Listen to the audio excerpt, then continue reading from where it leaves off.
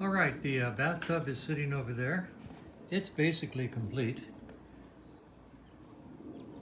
And the Gold bike is sitting next to it. It's waiting on some parts and tires. And so it's at a stopping point. And over here, I have all the stuff for the Gold bike. These are the parts that need to go on the alternator, the bracket, the kill switch, the mag pickup when we get the timing cover back, and bits and pieces that came with the kit.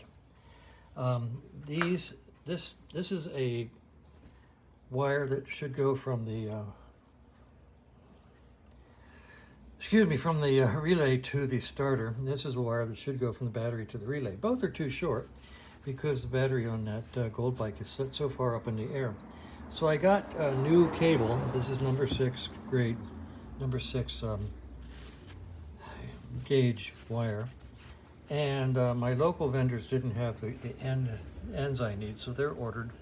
They should be here probably, maybe today, maybe tomorrow. And I will make new, longer cables for the Gold bike. So in the meantime, back at the ranch,